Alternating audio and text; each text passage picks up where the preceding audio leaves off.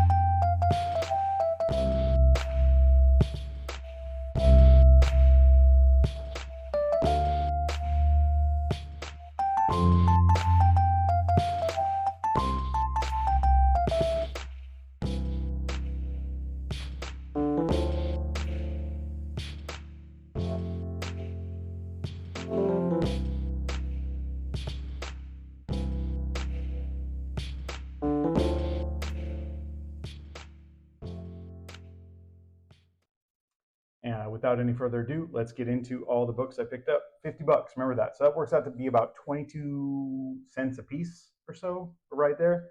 And that should give you a hint on, or help you kind of figure out how many books I got, maybe. We'll see if you're counting. Secret Invasion number 4. I know it's already done and over, but how do you pass that up, right? Put the whole set together, people still want to read it. Werewolf at Large, number 3 from Eternity. Don't sleep on this 80s indie horror stuff, man. People are really collecting it. Moon Knight, number 2, obviously a way more recent one. Just an absolutely awesome McNiven cover, man. I love it. So good. Werewolf by Blackthorn, number 3. These werewolves look like they got a little bit of working out to do. I'll say that much. Star Wars 18. So War of the Bounty Hunters, just an awesome Boba cover, and another awesome Boba cover that I couldn't pass up for the price.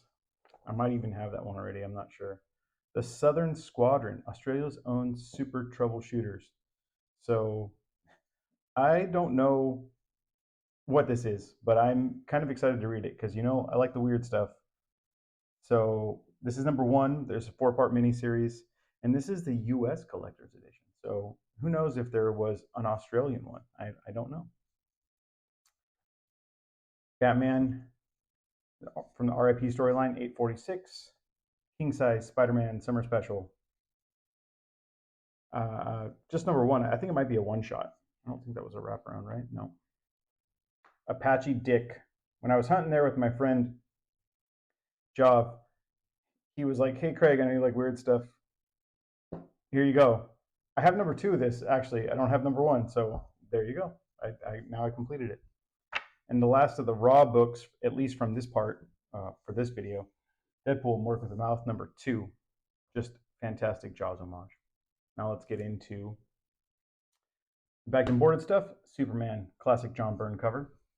Get these out of here too, because these are part of it. Dinosaurs for Hire, number 5. T-Rex with an Uzi, or a Mac 10. I can't tell what it is from the picture, but Dale Keown did this cover, and if you don't know who he is, he did Pit. So I really love his artwork. I love dinosaurs. Can't pass that one up. Fright, number 5. More of that 80s indie horror. Man, don't sleep. Beautiful Stories for Ugly Children, number 1. And Beautiful Stories for Ugly Children. I think this is number 41. So it's the first and the last. Probably the ones that people look for the most out of this run. If you put this whole run together, be surprised at what it goes for. Don't sleep on it. They're cool, interesting one-shot stories in these. So these are a fun read if you haven't read them. Another iconic Superman First Blood Sport, right? Captain Britain and MI-13. Not 1 copy, but 2. Number 4. And this is a key of some sort. Off the top of my head, I can't remember. I don't know if it's the first. I don't know if it's Blade joining MI-13 or Black Knight, the introduction of Black Knight into MI-13. I can't remember what it is off the top of my head, but that's most likely coming. Captain Britain and MI-13 is most likely coming. So, Nightwing, number 93. Not 1 copy, but 2 copies. And if you don't know what this is the issue that Nightwing gets sexually assaulted. And it's just a cool cover, that the concept of this cover, right? He's got the little throwing star, but it's in the eye and it's Batman. It's just cool looking. I really like that. Thought it was pretty neat layout and design of that.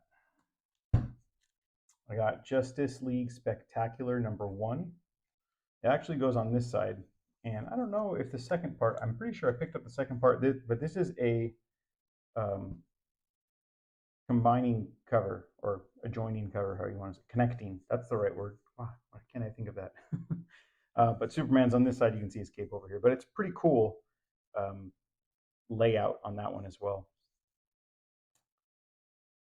This is New Avengers 54, second print. Later in the run, don't see second prints very often. Xenozoic Tales number 10. Fighting an alligator, man. There you go. Fright number 6. Even more of it. More of that indie horror. Here we go. More of it. 7.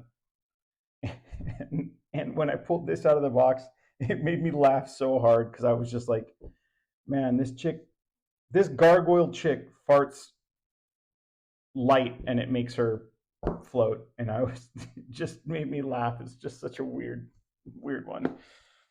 Number 9. Number 10. Some crazy looking zombie covers. Number 12.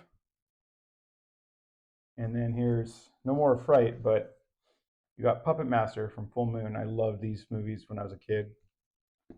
You couldn't tell I was into horror movies. 1 and 2 from that run. I think it went 4 issues. Superman Speeding Bullets. Not 1 copy of Death World 1, but 2 copies of Death World 1. Legends of the Dark Knight. The pink. There's 4 colors of this same exact artwork on the cover, right? The background color is different. Pick those all up. People want to collect them all. New Australia. There's a thief and a robot that you can't see. I think it's a wraparound. He's on the backside or part of the backside. And there is a kangaroo war tactician who smokes cigarettes, and it's weird, and I love it. Necroscope number 2. Just amazing Derek Gross cover. So creepy looking, right? I think that's who did that. I believe that's who did that. I'll have to follow up and see. Captain Britain MI13 number 2 goes along with the other number 3s, right? Tech Jacket number 2. Early issues of this book. People are starting to notice because this is a Robert Kirkman property, and number 1 has a preview, I believe, of Invincible in it, and goes for a pretty good amount of money. But number 2, people are always looking to bolster number 1 with number 2, so figured that was probably a good pickup. Kiru, son of I don't know what. It was interesting looking. He has this cool Ankh hammer. I had to have it. Howl, Anthology of Werewolves. Number 1. I found number 2 a few years ago. I'm glad to finally find number 1's cover done by Badman. A lot of the Eternity stuff he did. If you're a 80s, 90s kid like me, you remember this. Skeleton Warriors number 1. Had to grab that. I loved martial arts. Bruce Lee number 1. Could not pass up on that. Swamp Thing number 5. I find something new in this cover every time I look at it. I love the art. So great. Spider-Man, part of the Brand New Day, 557. 565.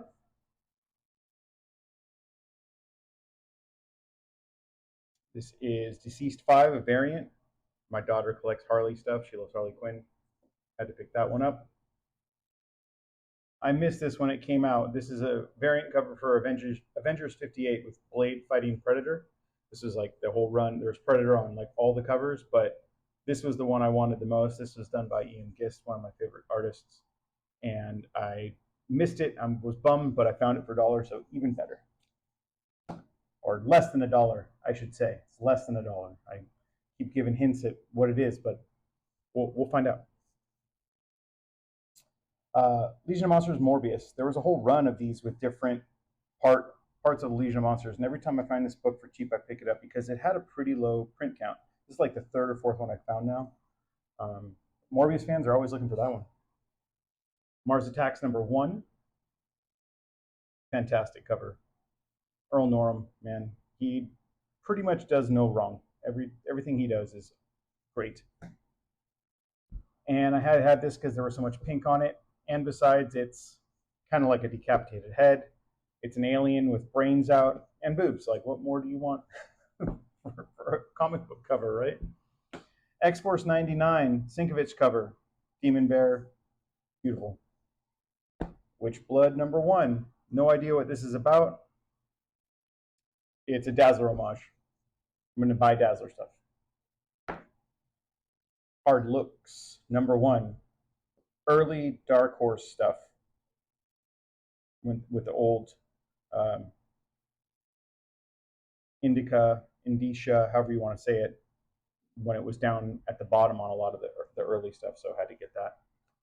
One of my favorite variant covers I've seen in the last 10 years. I don't know why I love it so much. I just do. It's fantastic. Alien 8. Alien number 8, not Alien 8. Strange.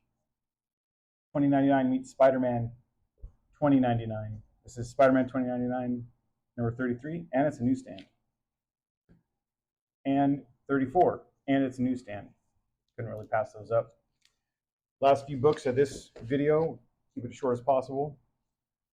Vampire Lestat. 1, 2, 3, 4, 5, 6, 7, 8, 9. That's my favorite cover out of all of them so far. John Bolton did all these covers, and he is another one who rarely does wrong or anything bad. 10. And this is Interview with the Vampire Companion. It's not Interview with Vampires, it's Vampire Lestat, but couldn't pass it up. It was right next to it. So, and then here we go with the last stack. These were the better books out of these. So we got Action Comics number 365. Decent shape, probably about a 4.0, somewhere along those lines. 3.5, maybe even a little less with this on here, but you're gonna pass that up. Great. It's got Supergirl on it. It's got decaying Superman flying towards the sun. All right. I get this one every time I see it as well. Terrific's number 1. Mr. Terrific is coming. I've been saying that in tons of videos. There's already pictures up on the web. You can find him of footage of the movie that they're filming right now, currently. So it kind of seems like a no-brainer to pick up anything Mr. Terrific, because I have a feeling people are going to really like his character. So not only that, I got the entire Mr. Terrific New 52 run. So number 1, number 2, great pink cover. Number 3, number 4, number 5, number 6. Fantastic art on this series too, by the way. Number 7 and number 8 went to number 8. 8 issues for that one. Next one I got is 637, and this is like, I was surprised at how much money this went for. This is like a $20 to $40 book all day, depending on when you when you buy it or when you sell it, right?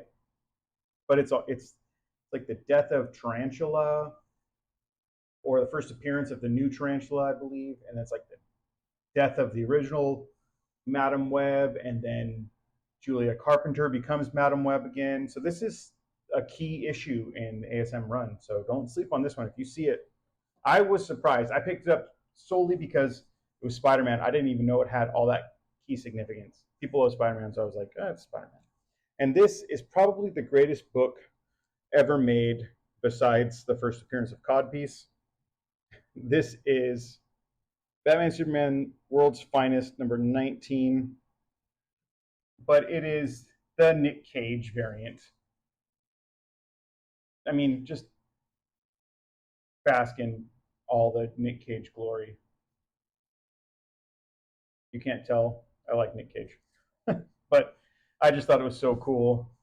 My favorite part about it is that he's got an N on his chest instead of an S. So, but anyways, that'll do it for this video. Don't forget to like, comment, subscribe, share with all your friends.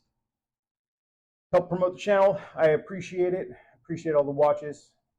Until next time, keep digging.